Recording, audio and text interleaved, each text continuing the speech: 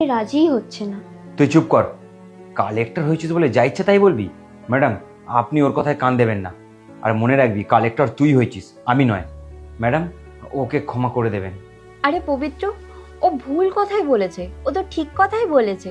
আমি জানি এই চাকরিটা তোমার অনেক সাহায্য করেছে, তোমার বোনকে পড়াশোনা শিখতে, কালেক্টর হতে অনেক সাহায্য করেছে। কিন্তু তুমিও তো কম পরিশ্রম করনি। তুমি ওর জন্য অনেক কষ্ট করেছো যাতে ও একটা জায়গায় পৌঁছাতে পারে। আর আজও সেই জায়গায় পৌঁছেছে।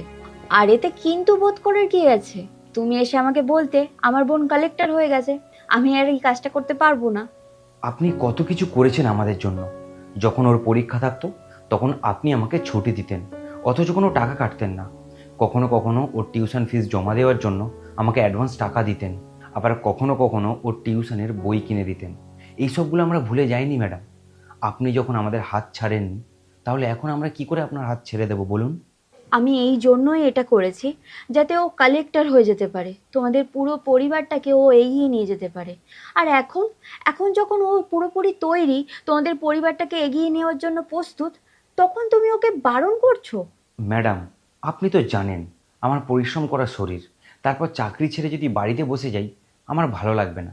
আর তাছাড়াও যেদিন এই কাজে এসেছিলাম, সেদিন থেকে আপনি আমাকে এতটা সম্মান দিয়েছেন, সাহায্য করেছেন, সেদিন থেকেই এই কোম্পানির প্রতি আমি আমার জীবন সমর্পণ করে দিয়েছি। আমার বোন যত বড়ই অফিসার হয়ে যাক না কেন, আমি আপনার সাথ কখনোই ছাড়ব না। দাদা, তোমার এই চাকরিটা নিয়ে আমার কোনো সমস্যা নেই, বরং এই চাকরিটা নিয়ে আমি গর্ব করি। আমি তোমাকে শ্রদ্ধা করি। তুমি এই কাজ করে, এত কষ্ট করে আমাকে এই জায়গায় পৌঁছে দিয়েছো। আমি তোমাকে অনেক ভরসা করি, আমি তোমাকে অনেক শ্রদ্ধা করি। আমি কখনোই তোমাকে এটা বলতে পারবো না যে তুমি আর অফিসে আসবে না। তোমার যখন মন চাইবে তুমি এই অফিসে আসবে। আর আমার কোম্পানির যদি কোনো প্রয়োজন পড়ে, তাহলে কিন্তু আমি তোমার বোনের কাছ থেকে সাহায্য নেব। কি, সাহায্য করবে তো? হ্যাঁ ম্যাডাম, অবশ্যই। আপনাকে সাহায্য করতে পারলে আমি খুব খুশি হব, কারণ আপনার জন্যই তো আমি এত দূর এগিয়ে আসতে পেরেছি। আপনিই তো আমাদের সুখ দুঃখে সবসময় আমাদের পাশে ছিলেন। সত্যি বলছি ম্যাডাম, এই চাকরিটা আমার ছাড়তে ইচ্ছা করছে না, কিন্তু আপনি এত করে বলছেন, আমার কিছু বলার নেই। কিন্তু ম্যাডাম, আমি আপনাকে কথা দিচ্ছি, যদি আপনার কখনো আমাকে প্রয়োজন হয়, আমি সবসময় আপনার সাথে দাঁড়িয়ে থাকব। আমি এই কোম্পানির চাকরিটা ছেড়ে দিচ্ছি, কিন্তু এই কোম্পানির সাথ আমি কখনোই ছাড়ব না।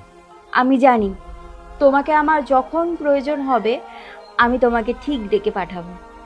আরে, এত খুশির দিনে আমার মিষ্টি কোথায়? হ্যাঁ ম্যাডাম, আমি এক্ষুনি নিয়ে আসছি। বোন, চল। ম্যাডাম আসছি।